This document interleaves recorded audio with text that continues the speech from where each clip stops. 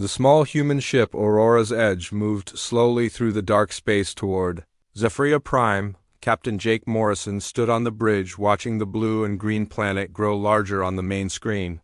Behind him, Dr. Lisa Warren checked her translation equipment one more time. She had spent 3 years learning the Kethvari language, but she still worried about making mistakes. "Captain, we're getting signals from 7 different sources," said Amy Torres from her position at the communications station. "They're all warning us to stay away from certain areas of the planet." Jake nodded. He had expected this. The Kethvari had been fighting a civil war for over 300 years. Their once peaceful world was now divided into 7 territories, each controlled by a different faction. The humans had been invited by Elder Valthara, the leader of the only neutral group left on the planet. "Take us to the neutral zone," Jake ordered, "and keep our shields up."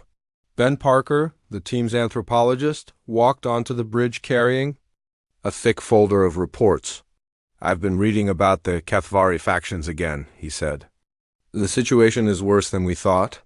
The purists believe their species should return to the old ways. The evolutionists want to change everything. The Harmonic Collective thinks they should all share one mind. The Stellar Wanderers want to leave their planet and explore space. The Deep Thinkers believe in meditation and study. The Unity Seekers try to bring everyone together, and the Eternal Guardians want to protect their ancient sites." "All good ideas," Lisa said, looking up from her work. "But they can't agree on anything." "That's why we're here," Jake replied. "Elder Velthara thinks we might be able to help them find common ground." The ship shook slightly as they entered the planet's atmosphere. Through the windows they could see the damage the war had caused. Cities lay in ruins. Smoke rose from burning buildings. Streams of refugees moved between the territories, carrying what little they could save. Amy's voice was quiet when she spoke. "I'm picking up distress signals from all over the planet. Thousands of them." The Kethvari were beautiful creatures, but their beauty was fading. They looked like living crystals, their bodies made of a clear, shimmering material that changed color with their emotions. When they were happy, they glowed with warm, golden light. When they were sad, they turned deep blue.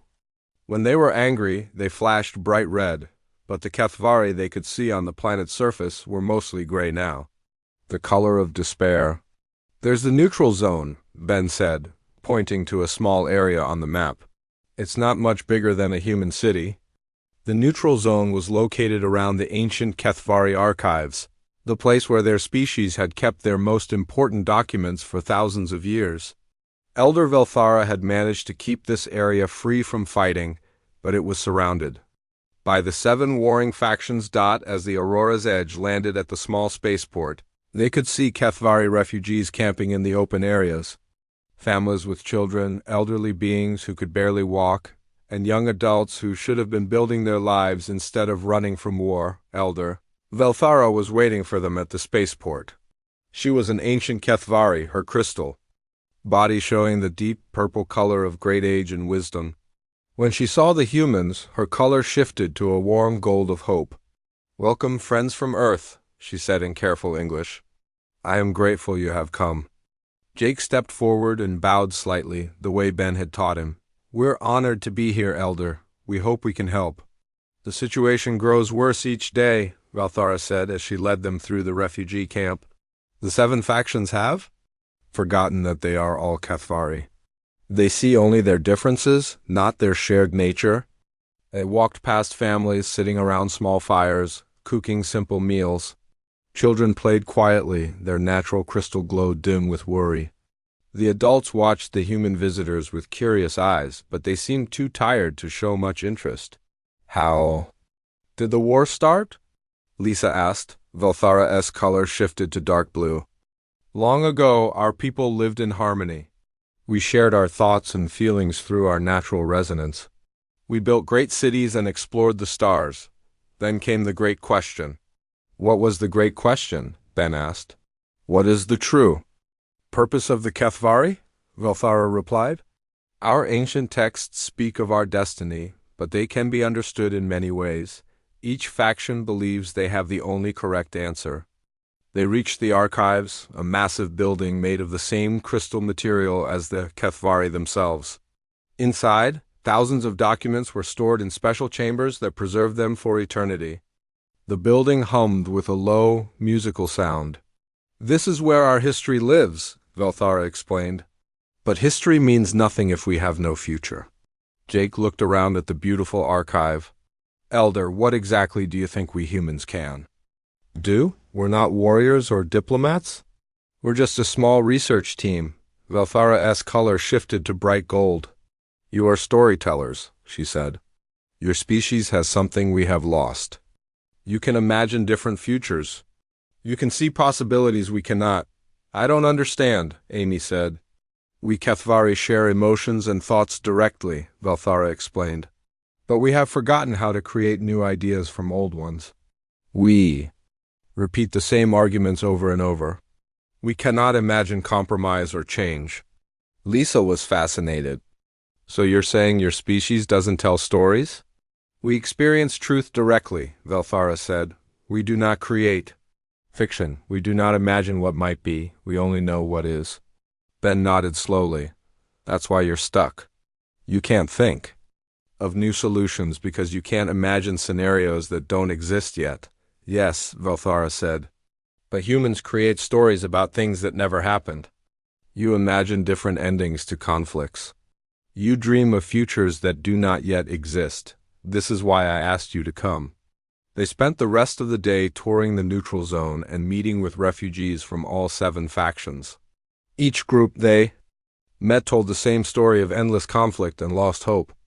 The purists wanted to return to the old ways but couldn't agree on what those ways were.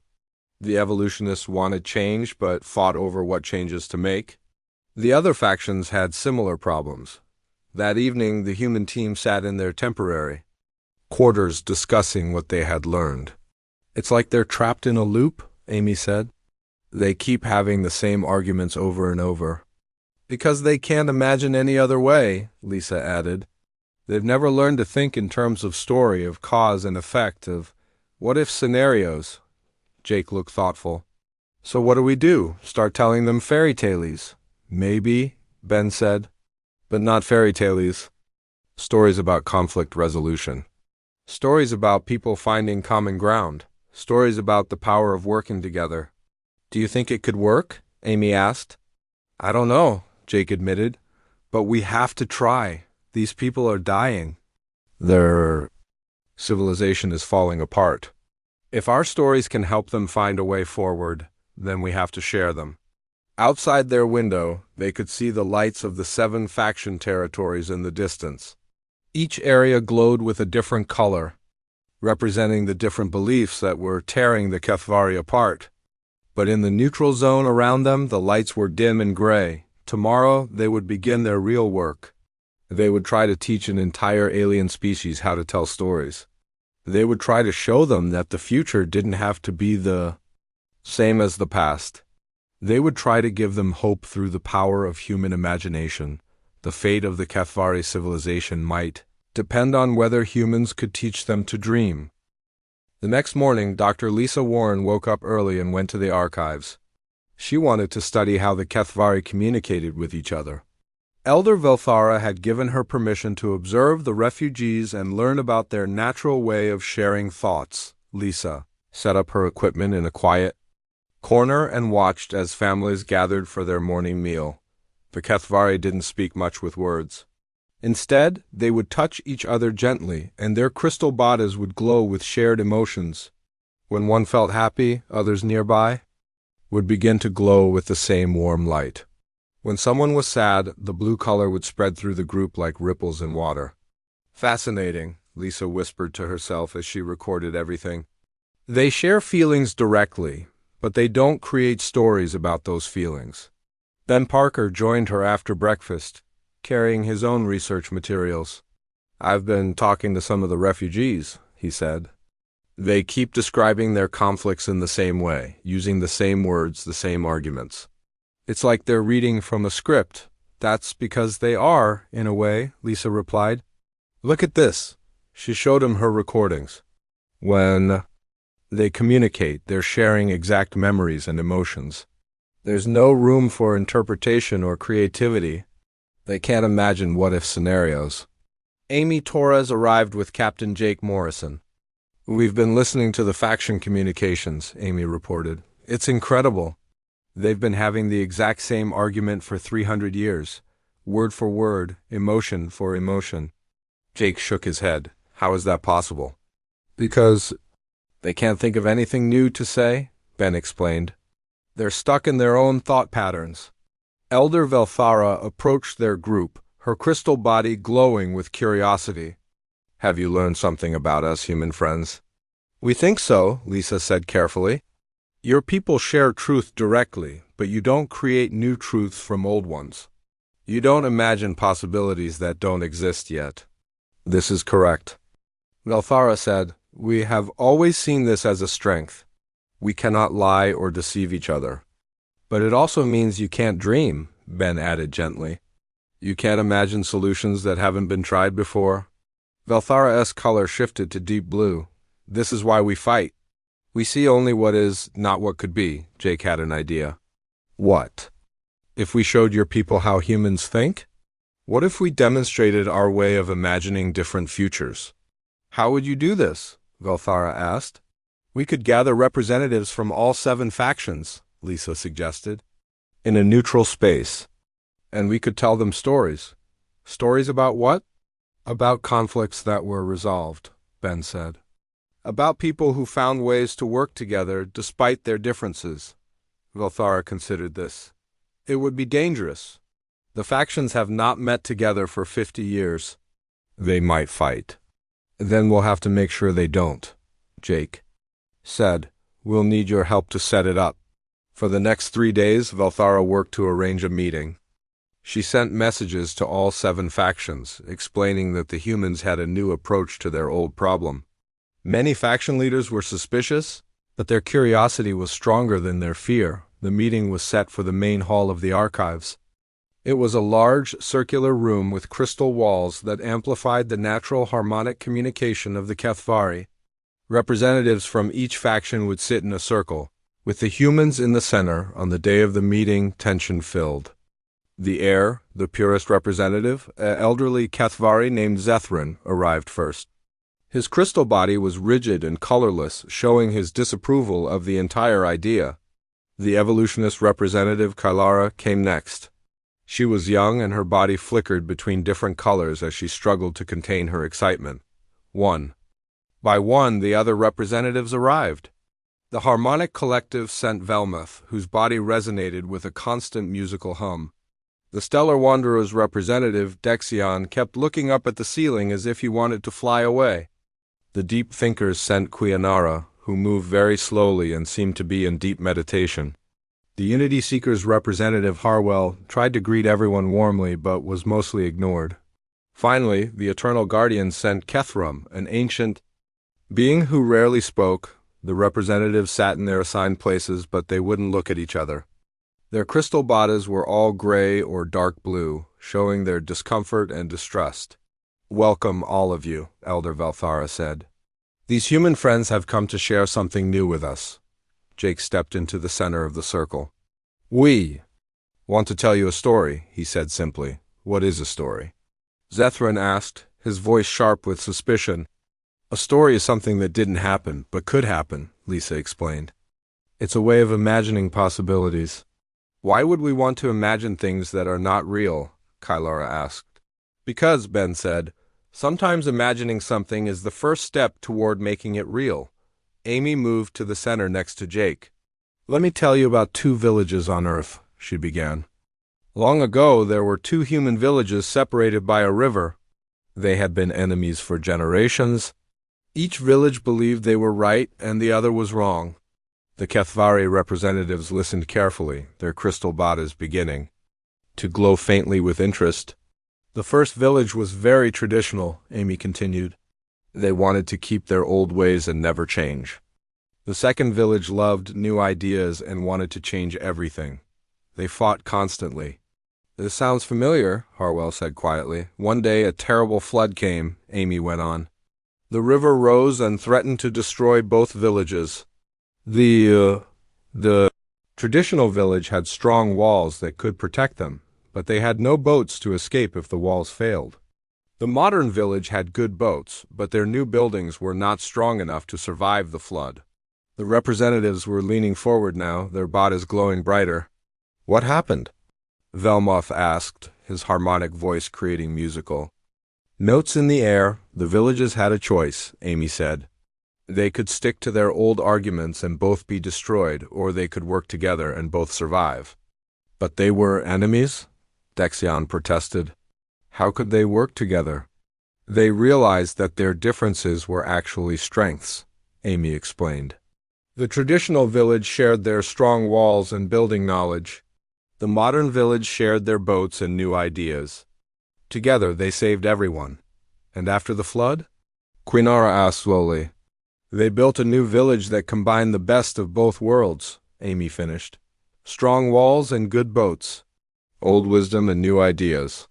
They became stronger together than they had ever been apart." The room was quiet for a long moment. Then Kylara spoke up. "But this is just imagination.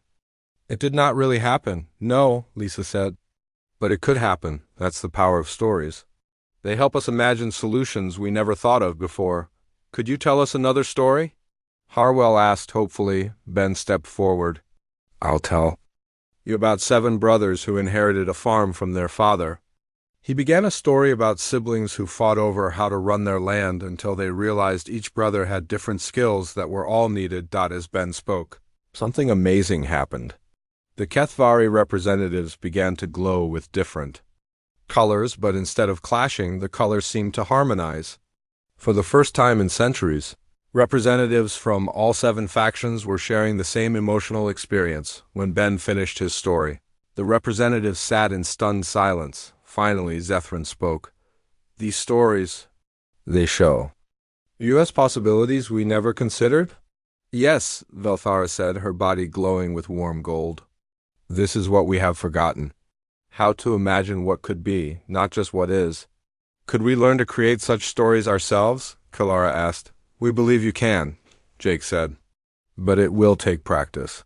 You'll need to learn to think in new ways. Will you teach us?" Harwell asked. The humans looked at each other. This was what they had hoped for, but it was also dangerous. If the faction leaders back home discovered what was happening, they might try to stop it. "We'll try," Lisa said, "but it won't be easy. Your people have been thinking the same way for thousands of years?" "Change is never easy," Quinara said thoughtfully. "But perhaps it is necessary." As the meeting ended, the representatives agreed to return the next day for more stories. For the first time in 300 years, they were curious about something other than their own arguments. Walking back to their quarters, Amy asked, "Do you think this will really work?" "I don't know," Jake admitted, "but look at them. They're starting to imagine possibilities. That's more progress than they've made in centuries." "The real test will be when they try to create their own stories," Ben said. "That's when we'll know if they can really change." Outside, the lights of the 7 faction territory seemed a little brighter than before. Maybe it was just imagination, but the humans hoped it was the beginning of something new. The storytelling sessions continued for 2 weeks. Each day, representatives from the 7 factions gathered in the archive hall to hear human stories and learn about imagination. Dr. Lisa Warren noticed that the Kethvari were changing. Their crystal bodies stayed brighter longer, and they began asking questions about possibilities instead of just arguing about facts. Ryan Mitchell, a human historian who had joined the mission, worked with Ben Parker to find the right stories to share. They told tales of human civilizations that had overcome great divisions. They spoke of wars that ended in peace, of enemies who became friends, of societies that found strength in their differences. "Today, we want to try something new," Jake Morrison announced to the gathered representatives. "We want to see if you can create your own stories." The Kethvari looked uncertain. Zethrin, the purest representative, flickered between gray and blue. "We do not know how to imagine things that are not real." "Start small," Lisa suggested. "Think of a simple problem and imagine different ways to solve it." Elder Velthara stepped forward. "I will try." Her ancient crystal body began to glow with soft purple light. Once, there was a young Kathvari who found a broken crystal in the archives. She did not know whether to repair it the old way or try a new method. The other representatives listened carefully. This was the first time in centuries that a Kathvari had created an original narrative. What did she do? Harwell asked eagerly. Valthara's color shifted to warm gold. She asked the wisdom of the old ways and the knowledge of the new ways to work together. She used ancient techniques to prepare the crystal and modern tools to repair it. The crystal became stronger than it had ever been before. The representatives' bodies began to glow with excitement. They had just witnessed the birth of Kathvari storytelling. "I want to try," Kailara said, her young crystal form flickering with nervous energy. There was once a Kathvari city that was divided by a great wall. People on one side believed in progress, people on the other believed in tradition. They never spoke to each other. "What happened?" Velmoth asked, his harmonic voice creating gentle music. "One day, a child from each side met at the wall," Kailara continued. "They were curious about each other. They began to share their different ideas through the barrier. Soon, other young Kathvari joined them. They learned that tradition gave them wisdom and progress gave them hope. Together, they built doorways through the wall. The room filled with harmonious colors as the representatives shared in the emotional experience of the story. For the first time, they were creating shared possibilities instead of repeating old arguments. One by one, each representative tried to tell their own story. The results were simple but powerful. They began to imagine scenarios where their factions' beliefs could work together instead of fighting against each other, but success brought new dangers. Word of the storytelling sessions had reached the faction leaders back in their territories. Many of them were not happy about what they heard. 3 days later, Amy Torres detected unusual communications between the faction territories. "Captain," she reported, "I'm picking up encrypted messages between the extremist leaders. They're planning something." Jake gathered his team in their quarters. "What kind of messages?" "They're calling the storytelling sessions dangerous," Amy explained. "They think we're trying to weaken their people's beliefs." "In a way, we are," Ben said thoughtfully. "We're showing them that their rigid thinking isn't the only way. The question is, what are they going to do about it?" Lisa asked. They got their answer the next morning. As the representatives gathered for their daily session, armed Kathvari from the purest faction surrounded the archive building. Their crystal bodies were blood-red with anger, and they carried energy weapons that could shatter Kathvari crystal. "Forms, no one leaves," announced the purest leader, a fierce warrior named Zektar. "These humans are poisoning our minds with false dreams." Inside the hall, the representatives looked terrified. They had never seen such aggression in the neutral zone. Elder Valthara stepped forward, her ancient form glowing with protective energy. "This is sacred ground," she said firmly. "Violence is forbidden here. You have broken the sacred laws by allowing these aliens to corrupt our thinking," Zektar replied. "The old ways are the only true ways." Jake moved to stand beside Valthara. "We're not trying to destroy your beliefs. We're trying to help you find common ground." "Your stories are lies," Zektar spat. "They make our people weak and confused." "Stories help people imagine better futures," Lisa said calmly. "That's not weakness. That's hope." The tension in the room grew thick. The representatives from the 7 factions were trapped between their desire to continue learning and their fear of the armed purists. Some of them began to change color, shifting toward the gray of surrender. Then something unexpected happened. Zethran, the purest representative who had been attending the sessions, stood up. His crystal body was glowing with steady purple light. "Brother Zektar," he said, "I have listened to the human stories. They do not weaken our beliefs. They help us see how our beliefs can work with others." "You have been deceived," Zektar replied angrily. "The old ways are pure. They must not be mixed with foreign ideas." "But what if the old ways are not meant to stand alone?" Zethran asked. "What if they are meant to be part of something greater?" The other representatives began to glow brighter, encouraged by Zethrin's courage. Even some of the purest soldiers looked uncertain. "I will tell you a story," Zethrin continued. "Once, there was a great tree that grew in a forest. The tree was very proud of its ancient roots and strong trunk. It refused to let any other plants grow nearby, believing they would make it weak." Sektar's weapon lowered slightly. Despite his anger, he was curious about what his faction's own representative would say. "But when the storms came," Zethrin went on, "the tree stood alone. The wind hit it with full force because there were no other plants to share the burden. The tree began to bend and crack. It realized that its strength came not from standing alone but from being part of a forest. So the tree allowed other plants to grow around it. Small bush protected its roots. Tall grasses softened the wind. Flowering vines brought beauty to its branches.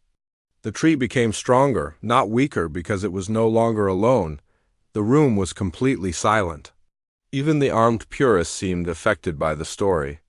"This is what the humans have taught us," Zethrin concluded. "Our beliefs are not weakened. By working with others, they are strengthened." Zektar's weapon shook in his hands. But the purity of our ways will be preserved," Zethrin said gently.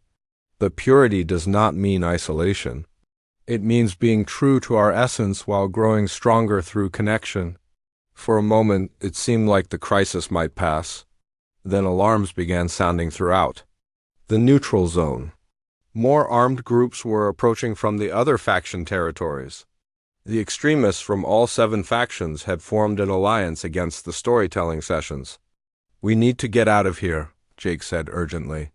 "This is about to become a war zone." But Elder Velthara shook her head. "If we run now, the extremists will destroy everything we have built. The storytelling sessions, the hope, the possibility of peace, all of it will be lost." "Then what do we do?" Amy asked. "We trust in the power of stories," Ben said suddenly. "We've taught them how to imagine different futures.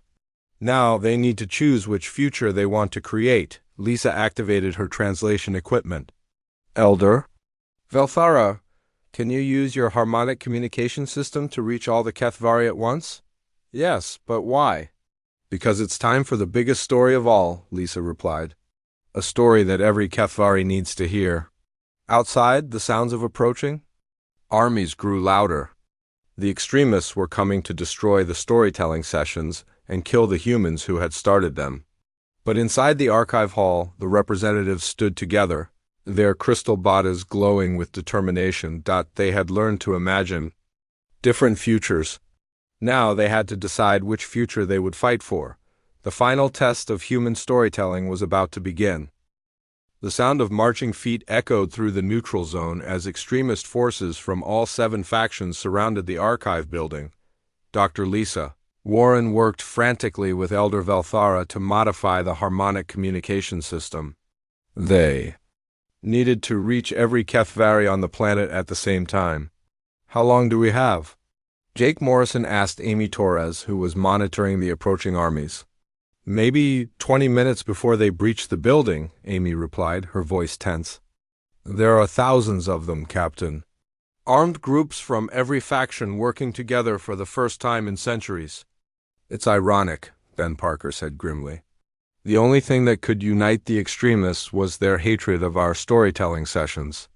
Outside the archive hall, the moderate representatives huddled together. Their crystal bodies flickered between hope and fear. They had learned to imagine better futures. But now those futures seemed impossible to reach. Kylara, the young evolutionist representative, spoke up.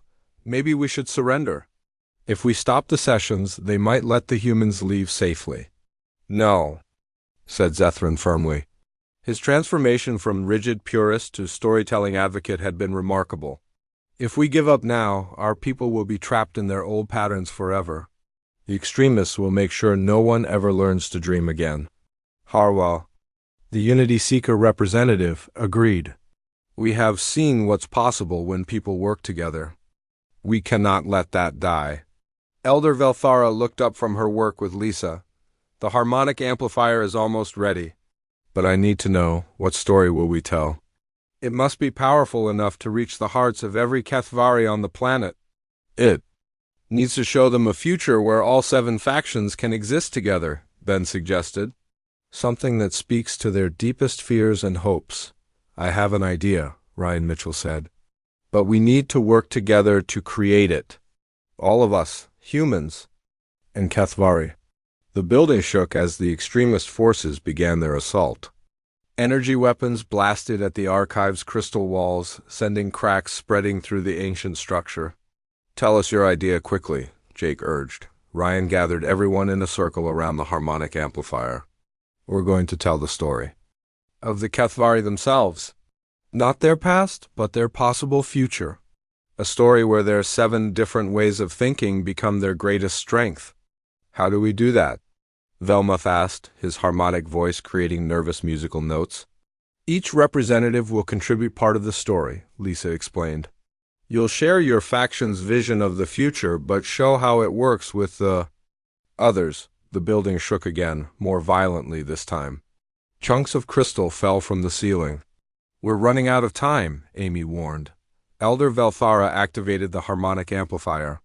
Across the planet, every Kethvari would now be able to hear and feel whatever was transmitted from the archive. Begin, she said. Zethrin stepped forward first. His crystal body glowed with steady purple light. Long ago, the Kethvari were one people with many gifts. The gift of memory, which preserved wisdom through the ages. His words and emotions spread across the planet through the harmonic network. In distant cities and territories, Kethvari stopped what they were doing to listen. Kelara joined in next. The gift of growth, which helped them learn and adapt to new challenges, Velmuth added his harmonic voice. The gift of connection, which allowed them to share thoughts and feelings as one. One by one, each representative contributed their piece of the story. Dexion spoke of the gift of exploration that drove them to seek new worlds.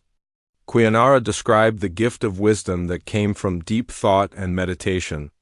Harwell told of the gift of unity that brought different ideas together. Kethram spoke of the gift of protection that preserved what was valuable from the past. As the story grew, something amazing happened. The representatives began to glow with all the colors of their different factions, but instead of clashing, the colors blended into beautiful new patterns. They were creating something that had never existed before, a shared vision that honored all their beliefs. But over time, the story continued, the Kethvari forgot that their gifts were meant to work together. They began to see differences as divisions instead of strengths. They fought wars over which gift was most important, never realizing that all gifts were needed. The building shook again as the extremist forces broke through the outer walls.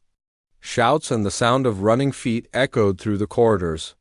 Keep going, Jake urged, even as he and Amy prepared to defend the hall. Then came a time of great testing, Velthara added to the story. The people had to choose between their old patterns of conflict and a new pattern of cooperation. Ryan stepped forward. Some Kethvari were afraid of change. They thought that working with others would make their own beliefs weak. But a few brave souls discovered something wonderful. Lisa took over. They learned that when the 7 gifts worked together, they created something greater than any single gift alone. The memory keepers preserved the wisdom that the growth seekers used to build new things. The deep thinkers provided wisdom that the explorers used to find new worlds safely. The connectors helped everyone share their discoveries. The unity builders brought all the gifts together. The protectors kept everything safe for future generations. The extremist soldiers reached the archive hall. Armed Kethvari burst through the doors, their crystal bodies red with rage. But as they entered, they too began to hear the story that was spreading across their planet. "Stop this deception," shouted Zektar, the purist leader. But his weapon wavered as the harmonic story reached his mind. The story continued, painting a picture of a future Kethvari civilization that was stronger than ever before. Cities where ancient wisdom guided new technologies. Explorations where careful planning protected bold adventurers. Connections that preserved individual identity while creating shared understanding. Unity that celebrated differences instead of erasing them across the planet, millions of Kethvari were experiencing the same vision. In the territories of all 7 factions, people stopped fighting and started listening. They began to see themselves not as separate groups, but as parts of a greater whole. Some of the extremist soldiers in the hall lowered their weapons. Their crystal bodies were shifting from angry red to confused purple as the story affected them. "This is just imagination?" one of them protested weakly. "Yes," said Ben Parker. "And imagination is the first step toward making something real." But in this possible future, the story went on, the Kethvari learned that their greatest enemy was not each other, but the fear that kept them apart. They discovered that their ancestors had always intended for the 7 gifts to work together, like 7 notes in a perfect harmony. The harmonic amplifier carried not just words but emotions. Every Kethvari on the planet could feel the hope and joy of the imagined future. They could experience what it would be like to live in a world where their differences were celebrated instead of feared. More extremist soldiers were laying down their weapons. Even their leaders were beginning to show cracks in their certainty. The Kethvari of this future-built great archive cities where memory keepers and growth seekers work side by side, the story continued. They sent exploration fleets guided by deep thinker wisdom and protected by guardian strength. They created harmony networks where every voice was heard and valued. And they remembered, Elder Valthara concluded, that they were not 7 separate peoples, but one people with 7 beautiful gifts. The hall fell silent except for the hum of the harmonic amplifier. Across the planet, the same silence was spreading as millions of Kethvari contemplated the future they had just experienced. Then, slowly, something unprecedented happened. The extremist soldiers began to change color, not to the red of anger or the gray of defeat, but to new shades that reflected wonder and possibility. Could this really happen? One of them asked quietly. "It could," Zephyrin replied. "If we choose to make it happen." The building stopped shaking. Outside, the sounds of battle were fading as extremist forces across the planet laid down their weapons to contemplate the story. They had heard, but the real test was just beginning. The Kethvari had experienced a vision of unity. Now they had to decide whether to make that vision real. The silence stretched across the planet like a held breath.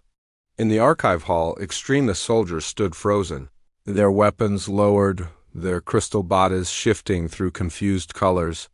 The story had reached into their minds and shown them possibilities they had never imagined. Zector, the purest leader, stared at his weapon as if seeing it for the first time. His crystal form flickered between angry red and uncertain purple. This story, it felt real. Because it could be real, Elder Valthara said gently, if we choose to make it so. Captain Jake Morrison watched as more soldiers laid down their arms. The harmonic story had done something incredible. It had given the entire Kethvari species a shared experience of hope. Dr. Lisa Warren monitored the communication networks. "I'm getting reports from all across the planet," she said with amazement. "Fighting has stopped in every territory. People are asking questions instead of shouting accusations. But the most important changes were happening right in front of them. The representatives from the 7 factions were glowing with new colors. Not the harsh primary shades of their old divisions, but soft, blended hues that seemed to flow together. "What happens now?" asked Kailara, the young evolutionist. "We have shown our people a vision of unity. But how do we make it real?" Ben Parker stepped forward. "The same way humans always do it, one story at a time. One choice at a time." Amy Torres received an urgent communication. "Captain, I'm getting messages from faction leaders across the planet. They want to know what happened. Some are angry, but many are curious." Harwell, the Unity Seeker representative, stood up. "Then we must go to them. We must share what we have learned." "That could be dangerous," Ryan Mitchell warned. "Not everyone will welcome these new ideas." "All important changes are dangerous," Quianara said thoughtfully. "But the danger of not changing is greater."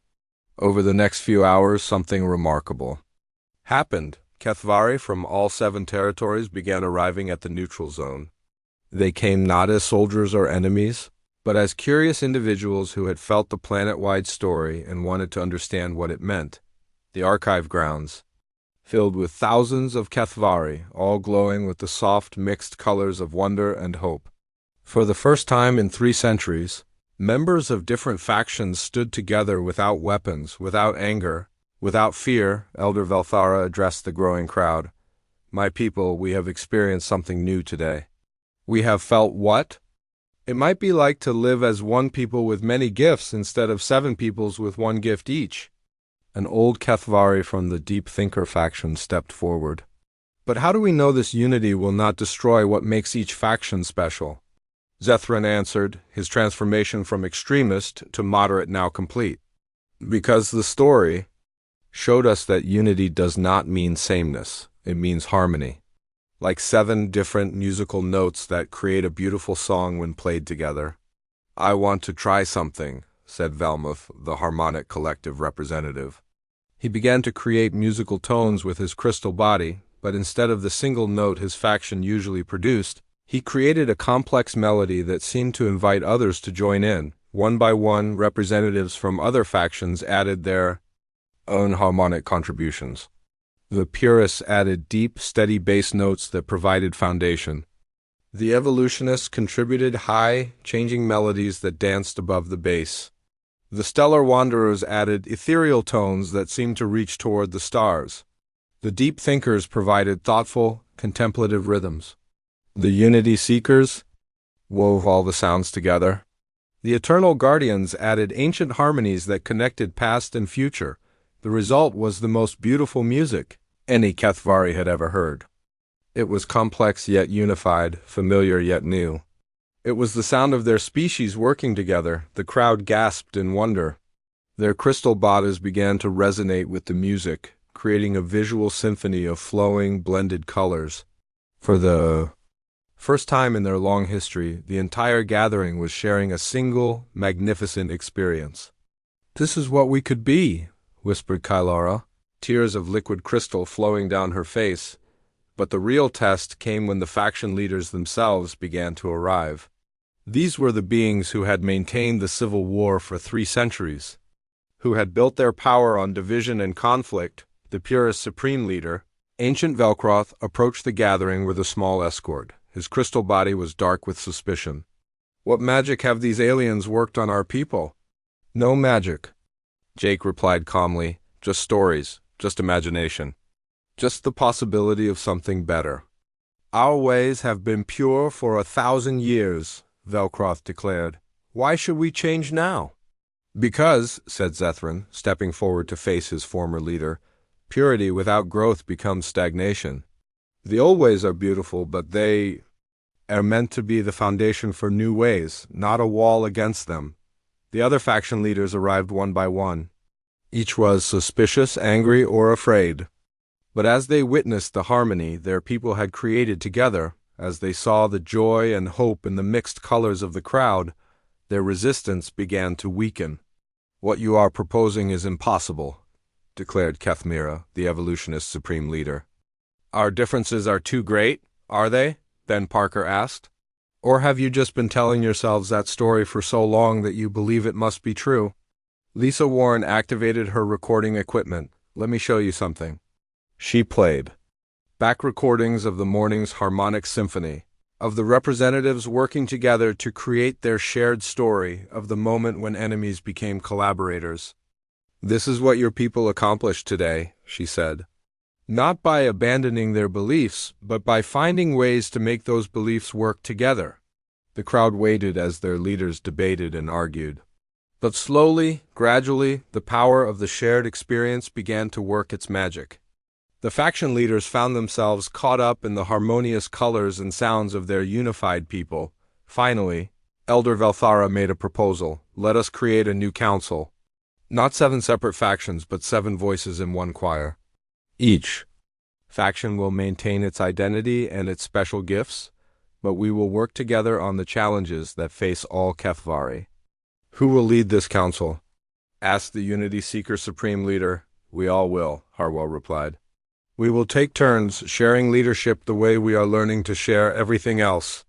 The debate continued through the night, but the outcome was never really in doubt. The story had shown the HFY what was possible, and they had felt its truth in their hearts. By dawn, the faction leaders had agreed to try the new way. The humans watched from a distance as the HFY began to organize their new society. There would be challenges, setbacks, and difficulties.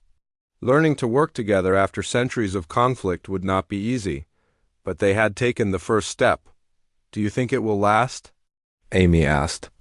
"Look at them," Jake replied, pointing to a group of young HFY from different factions who were creating a new harmonic composition together. "They're not just learning to cooperate, they're learning to create new things together. That's the real power of storytelling. It doesn't just help you imagine the future, it helps you build it." A month later, the Aurora's Edge prepared to depart Zephyria Prime. The human team had completed their mission beyond their wildest hopes. The HFY had not only ended their civil war, but had begun to rebuild their civilization on entirely new principles. Elder Velthara came to see them off. Her ancient crystal body glowed with warm gold, the color of deep contentment and gratitude. "How can we thank you?" she asked. "By remembering what you've learned," Lisa replied. "By teaching your children to dream. By never forgetting that the future doesn't have to be the same as the past."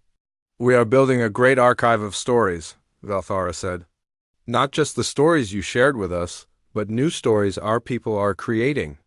Stories of cooperation, of hope, of all the wonderful things that become possible when differences become strengths instead of divisions." As the human ship lifted off from Zephyria Prime, they could see the lights of the 7 territories beginning to merge and blend. New settlements were being built in the spaces between the old boundaries. The rigid divisions that had defined HFY society for centuries were dissolving into something beautiful and new. "Mission accomplished," Jake said quietly, but in truth the mission was just beginning. The HFY had learned to tell stories, and stories had the power to change everything. They would carry this gift to other worlds, other species, other conflicts that seemed impossible to resolve. The humans had given them the greatest gift. Their species possessed the ability to imagine that tomorrow could be better than today, and the tools to make that imagination real. In the end, the power to unite a divided galaxy lay not in weapons or threats, but in the simple human art of telling a good story.